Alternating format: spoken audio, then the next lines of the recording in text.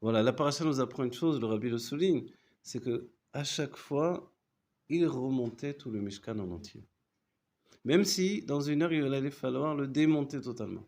L'enseignement est que je ne peux pas avancer dans les étapes successives de ma vie si je ne me donne pas à chaque fois complètement. Une étape n'est une étape complète que parce que je me suis investi totalement. Mais cette nature de s'investir totalement, ça s'appelle la nature d'être sérieux. La nature d'être sérieux, c'est, en hébreu on dira Retsini, c'est en relation avec la sphira de Hod, qui est la tmimut, l'innocence.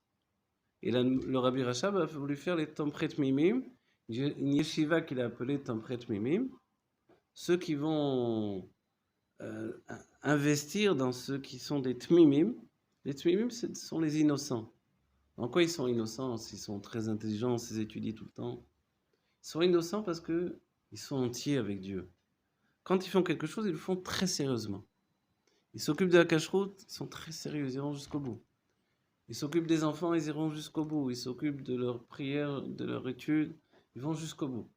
Ils sont sérieux. C'est-à-dire sérieux de quelle manière bon, en tout cas, je vais apporter les Mamarim, nous dirons sur Aaron à Cohen, on le verra même déjà dans le Rashi ou les commentateurs. Quand Aaron à Cohen faisait quelque chose, alors il allait jusqu'au bout. Mais il était très sérieux, jusque dans les plus petits détails. Et Dieu l'a remercié d'accomplir ce qu'il devait accomplir. Alors on peut s'étonner parce qu'on peut se dire, mais pourquoi Dieu le remercie? Il faisait son travail, c'est tout. De Kohen Gadol. Et en fait, Dieu le remercie, nous dit le Rabbi, parce qu'en réalité, en même temps qu'il faisait ces petits détails, ces petits gestes que devait faire le Kohen Gadol, il était totalement dans le monde divin. Et malgré ce, il ne manquait aucun des gestes dans la plus grande précision. Et c'est ça le secret de notre vie de juif. Être capable de relier les mondes divins, on peut dire célestes, avec une réalité terrestre extrêmement matérielle. On va dire, mais comment tu es capable de relier les deux? Lorsqu'on entend le mot Kabbalah, les kabbalistes, alors on comprend bien que ce sont des gens qui sortent de la réalité. Au sein du peuple juif, qui est un peuple d'accomplissement dans les mitzvot. Et quand on parle de la chassidoute, on a l'impression que dans la chassidoute, il n'y a plus tellement ces dévoilements-là de la Kabbalah, puisque ce sont des gens qui sont occupés aux minagim, aux coutumes, qui sont occupés aux mitzvot d'une manière extrêmement scrupuleuse. Mais en réalité, le secret de la chassidoute, c'est de relier justement les grands secrets divins spirituels avec une réalité matérielle du commun, du quotidien. Et ça, c'est extraordinaire. Et ça, c'est l'aboutissement de tout. Et c'est la raison pour laquelle nous sommes dans ce monde de matière. D'être comme Aaron à Cohen. Aaron, il a fauté dans le veau d'or. Il n'en avait rien à faire du veau d'or, mais c'est passé par ses mains. La même chose, quand un juif fait une faute, il n'en a rien à faire de la faute. Et ça passe par lui tout de même. Alors il fait tchouva sur le fait d'avoir été l'instrument d'une faute. Si bien que quand le Zohar pose la question, Venefesh ki yerta, et une âme qui faute, et dans le Zohar on dit, mais c'est normal, l'âme animale faute. Non, non, non, l'âme divine, elle faute. Comment l'âme divine peut fauter? Si elle se retirait au moment où la personne fait la faute, la personne va mourir. Donc il ne fera pas la faute, quoi qu'il en soit. Alors, donc elle est impliquée dans la faute puisqu'elle reste au moment de la faute. Alors le Zohar répond, non, elle vise la tchouva qui viendra après la faute. Et le Rabbi, dans un mamar de Pintras, nous dit que Dieu ne désire pas la faute, il désire la tchouva. Mais comme la tchouva, c'est pas juste se repentir sur les fautes passées.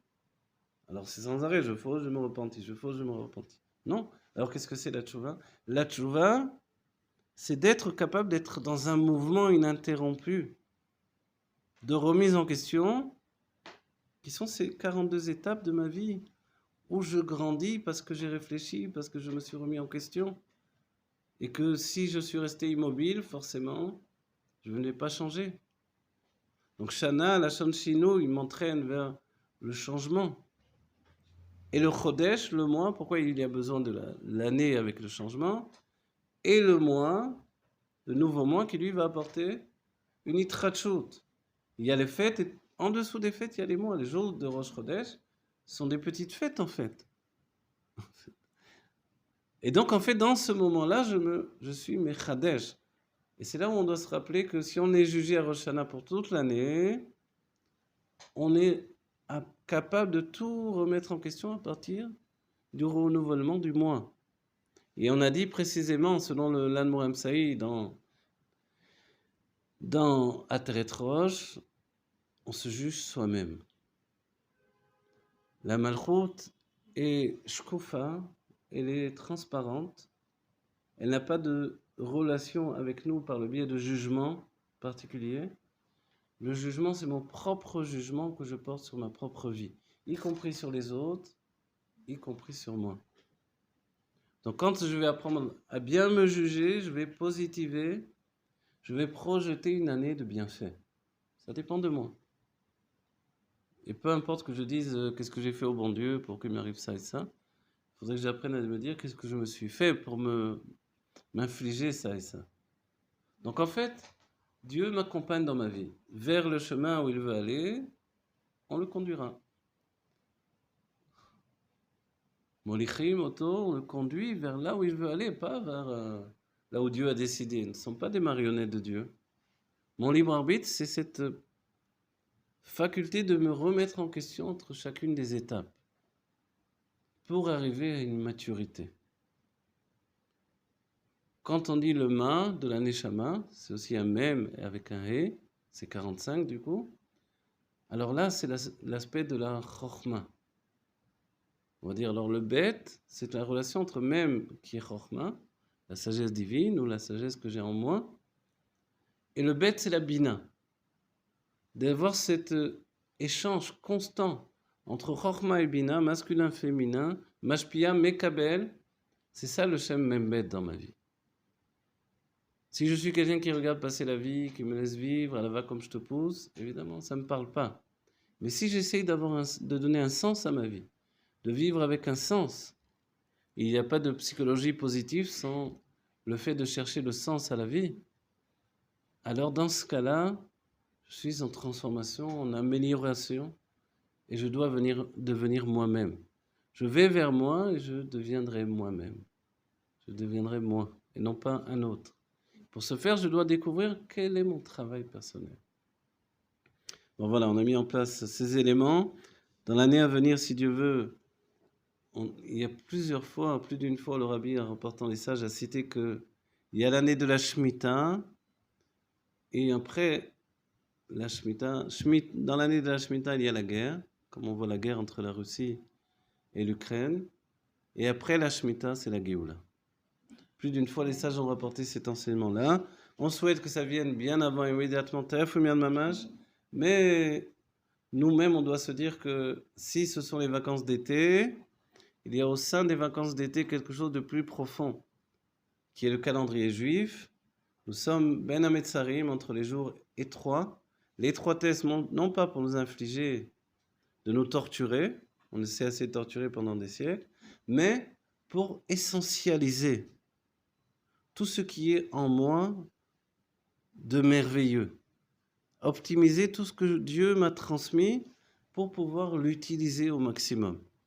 Donc de l'étroitesse vers la largesse. Rabbi Akiva a commencé sa vie dans l'étroitesse, il est devenu fabuleusement riche ensuite. Et ça, c'est pour chacun d'entre nous. On vit l'étroitesse comme une préparation à la largesse.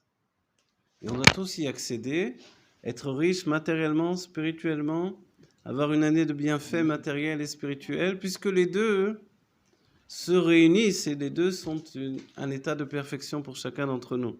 Et peu importe les moyens que Dieu va utiliser pour nous transmettre cette richesse, à nous d'établir la richesse spirituelle en l'exprimant de plus en plus pour que la richesse matérielle s'affirme également. Donc on passe du début de ces jours de l'étroit qui sont dans Tammuz, et Tammuz pour nous c'est le mois de la Géoula du Rabbi Raya, c'est Bichlal en général. Ensuite c'est Av.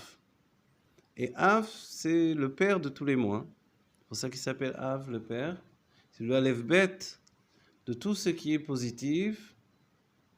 Et ensuite, depuis Av, on rentre dans Elul. Et dans Elul, c'est le roi qui est dans le champ. Et dès qu'on rencontre le roi dans le champ, on s'aperçoit qu'il était toujours là en réalité. Il n'a jamais quitté ce champ où on le découvre tout à coup. Mais en Elul, il y a une faculté de pouvoir le découvrir.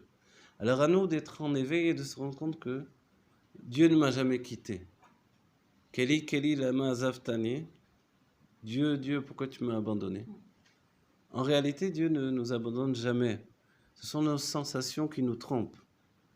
Plus je me suis dirigé vers le monde en me déconnectant de ma spiritualité, et plus j'ai l'impression que Dieu m'abandonne. Et l'Admour, le Rabbi Rachab dira dans le Samer Vav, il dira, le Baal Tshuva, quand il crie vers Dieu, avec cette sensation que Dieu est loin de lui, est-ce que vous avez vu quelqu'un crier vers quelqu'un d'autre alors qu'il est très très loin? Personne ne va le faire. Alors même s'il est tout au fond là-bas, j'ai l'idée qu'il puisse m'entendre. Donc en fait, c'est la proximité qui fait qu'on a cet éveil, cette tchouva betsaaka, cette tchouva avec un cri vers Dieu. Que l'on crie Abba, Abba, Al-Matai, jusqu'à quand, Seigneur Dieu, donne-nous enfin la Géola Métiv Shlema que l'on attend, voilà, que l'on veut provoquer dans la part qui nous est accordée à nous, à toi de la provoquer dans la part qui t'est accordée, et c'est une Géoula que Dieu se donne à lui-même par le dévoilement du Mashiach. Voilà, quand tous on dit au Rabbi Meir Mashiach, en remerciant Dieu de nous avoir donné un berger qui nous dirige au moment où l'obscurité est plus grande. C'est l'obscurité de la fin des temps, le moment où la lumière du soleil va s'élever pour toujours. Alors l'obscurité est encore plus grande, mais voilà, cette lumière qui brille, elle brille déjà dans nos âmes. Alors on va de l'avant et on avance de plus en plus. Voilà,